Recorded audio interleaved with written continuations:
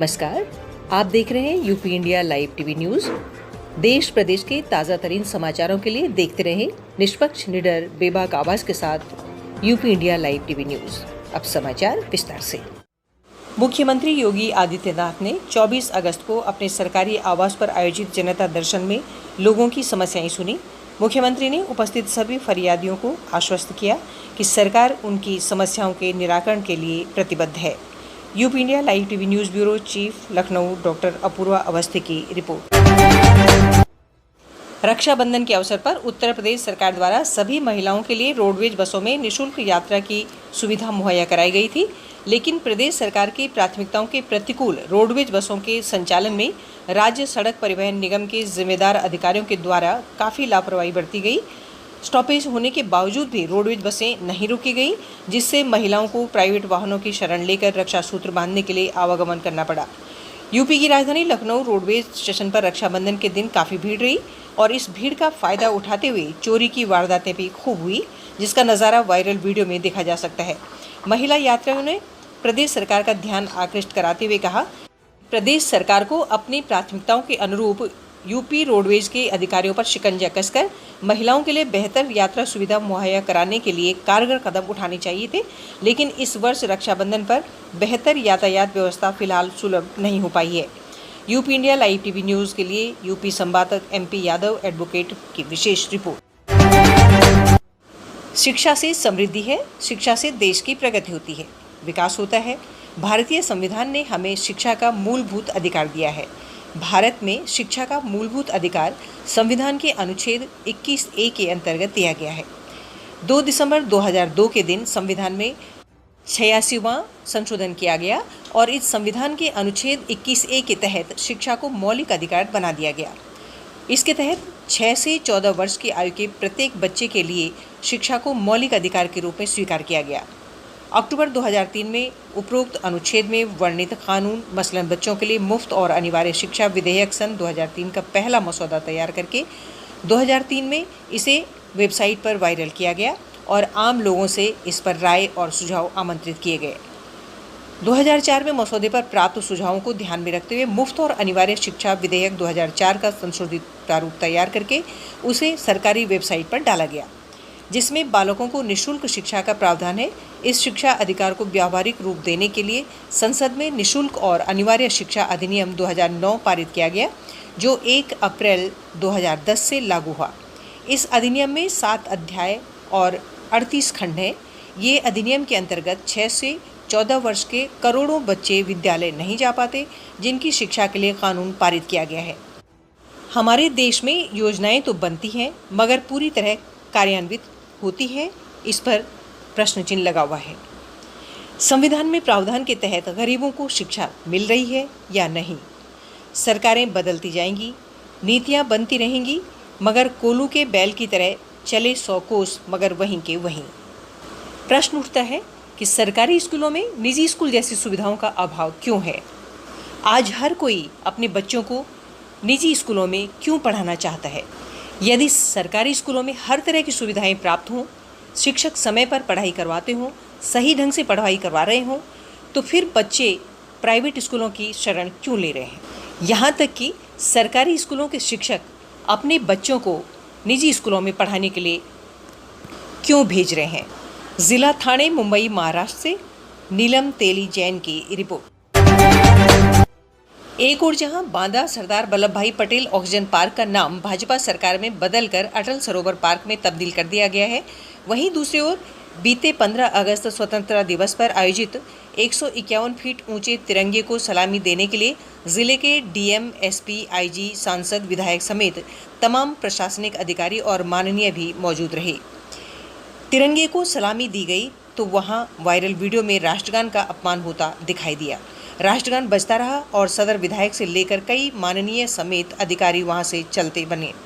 यही मुद्दे को लेकर महिला समाज सेविका ने कार्रवाई की मांग करते हुए मोर्चा खोल दिया। 24 अगस्त मंगलवार को राष्ट्रगान के अपमान के विरोध में अशोक लाट में क्रमिक अनशन चौथे दिन भी जारी है।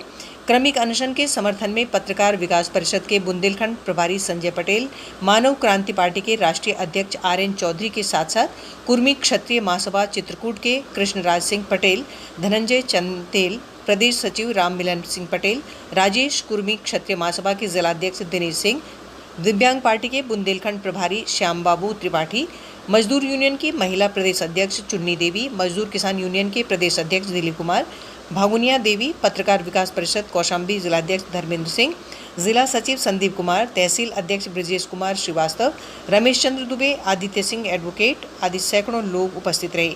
वहीं शालिनी सिंह पटेल व PC पटेल जनसेवक के नेतृत्व में शासन प्रशासन की बुद्धि शुद्धि यज्ञ अशोक लाट में किया गया। आरोप है कि क्रमिक अनशन में रात्रि में कुछ अराजक तत्वों द्वारा अनशनकारियों के ऊपर अशोक लाट में बड़े बड़े पत्थर फेंककर उनके मनोबल को कमजोर करने का प्रयास किया गया। अनशनकारियों ने बताया कि इसकी सूचना पुलिस को दी जा चुकी है। UP India live TV news bureau chief Shalini Singh Patel की रिपोर्ट। ये अनशन के लिए तो कुछ भी कहना शेष नहीं है, हम सब कुछ कह चुके हैं। ये राष्ट्र का अपमान, राष्ट्रगान का अपमान, तिरंगे का अपमान भारत का सच्चा नागरिक नहीं सह सकता। जैसे मुझे जानकारी मिली थी 19 तारीख को कि शालिनी पटेल पत्रकार समाजसेवी को, एक आबिला नारी को बांदा का पुलिस प्रशासन 151 के तहत जबरदस्ती गुंडई दबंगई के दम पर शासन सत्ता के लोगों के सह पर जेल भेज दिया। हम लोग आनंद फन में आए, उनके लिए पैरवी किए, गाड़ी लगाए जमानत के लिए, लेकिन जब जेल भेजा गया तो हम लोगों ने आह्वान किया, पत्रकार संगठन ने, समाज सेवियों।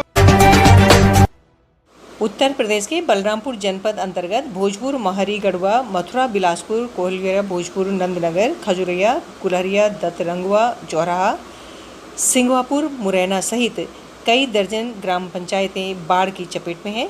तुलसीपुर इटावा सड़क मार्ग दंतरगवा के पास 4 पहिया वाहनों को ठेले पर लादकर सड़क पार करने को लोग मजबूर हैं। उधर गौरा चौराहा से उतरौला रोड पर पिपरा गांव के पास पुलिया का निर्माण समय पर न होने के कारण 4 पहिया वाहनों का आवागमन बाढ़ और जल भराव के कारण अवरुद्ध हो गया है। पूरे क्षेत्र में बाढ़ का तांडव नृत्य जारी है। बताया गया है कि तटबांध कट जाने से कई गांवों में बाढ़ का खतरा उत्पन्न हो गया है। तहसील उतरौला और बलरामपुर सदर ब्लॉक और तहसील तुलसीपुर के अंतर्गत कई गांव बाढ़ की चपेट में हैं। आपदा और बाढ़ राहत बचाव का कार्य अभी तक तेज नहीं हो सका है। बाढ़ पीड़ितों ने शासन प्रशासन से आपदा राहत और बचाव का कार्य सुनियोजित ढंग से कराने की मांग की है। UP India live TV news के लिए समूह संपादक घनश्याम मिश्रा की रिपोर्ट। सुल्तानपुर जिलाधिकारी रविश गुप्ता व मुख्य विकास अधिकारी अतुल वत्स द्वारा मंगलवार को ग्राम पंचायत मुरली नगर विकासखंड लंबुआ में Uttar Pradesh project corporation limited इकाई 17 द्वारा निर्माण किए जा रहे अग्निशमन केंद्र का निरीक्षण किया गया। निरीक्षण के दौरान बाउंड्री वॉल कंप्लीट पाई गई। भवन का निर्माण कार्य 30% तक पूर्ण पाया गया। जिलाधिकारी को कार्यदायी संस्था संबंधित द्वारा अवगत कराया गया कि अनुदान के अभाव में निर्माण कार्य रुका हुआ है।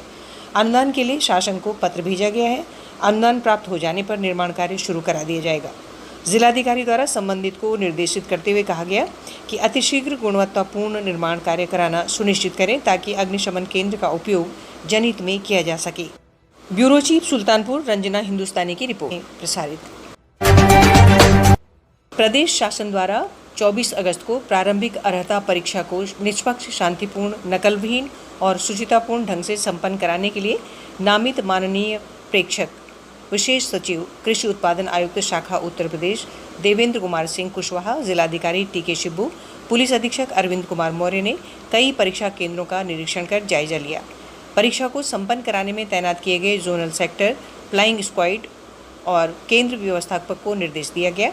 माननीय प्रेक्षक ने क्रमशः विकासखंड इकोना के अंतर्गत परीक्षा केंद्र क्रमशः Jagjit inter college Ikauna, Swami Vivekananda inter college Ikauna, विकासखंड हरिहरपुर रानी के अंतर्गत राहुल स्मारक इंटर कॉलेज सेमरी चक पिहानी सहित जिले के अन्य कई परीक्षा केंद्रों पर निरीक्षण कर जायजा लिया और शुचितापूर्ण ढंग से नकल विहीन परीक्षा कराने के लिए व्यवस्था में लगे जोनल सेक्टर, फ्लाइंग स्क्वाड टीमों और केंद्र व्यवस्थापक को निर्देश दिया।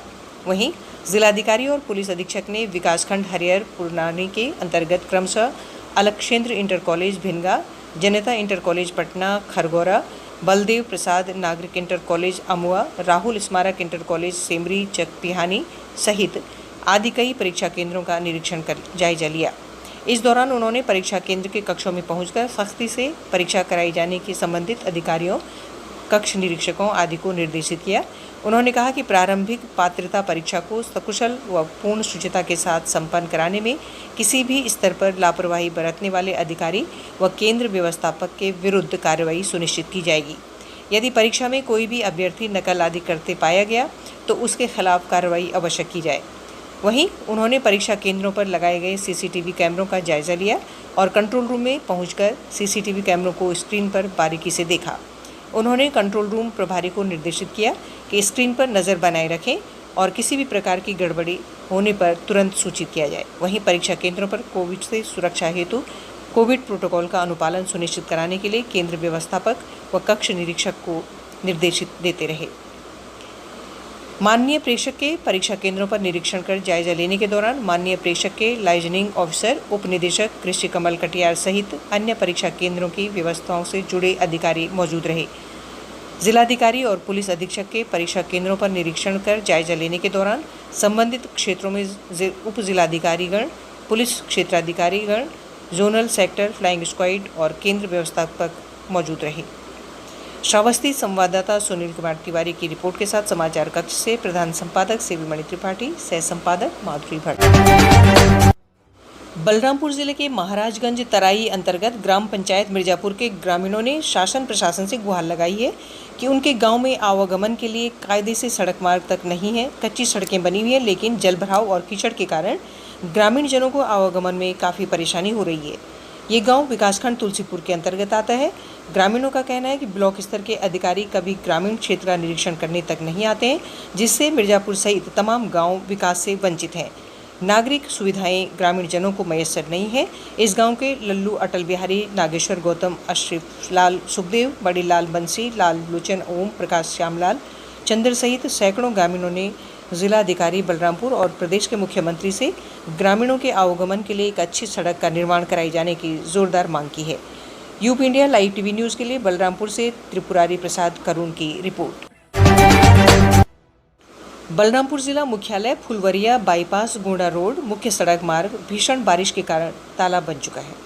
जल निकासी की कोई व्यवस्था नहीं है। पीडब्ल्यूडी के जिम्मेदार अधिकारी सड़कों पर जल भराव को देखते हुए अभी विभागीय कर्मचारियों के माध्यम से सड़क की जल निकासी करा पाने में अक्षम बताए जा रहे हैं। वहीं सड़क और सड़कों के किनारे ज़बरदस्त जल भराव के कारण आवागमन में लोगों को काफ़ी परेशानी हो रही है और वाहन चालकों के द्वारा जल भराव क्षेत्र के सड़कों पर तीव्र गति से वाहन चलाने पर पैदल यात्रियों को काफ़ी असुविधा हो रही है। प्राप्त जानकारी के अनुसार नगर पालिका परिषद बलरामपुर के द्वारा भी सड़क के किनारे जल निकासी के लिए नालियों का निर्माण तक नहीं कराया जा सका है। नगर वासियों ने जिला प्रशासन से नगरीय क्षेत्र की सड़कों के किनारे जल निकासी के लिए नालियों का निर्माण शीघ्र कराए जाने की मांग की है।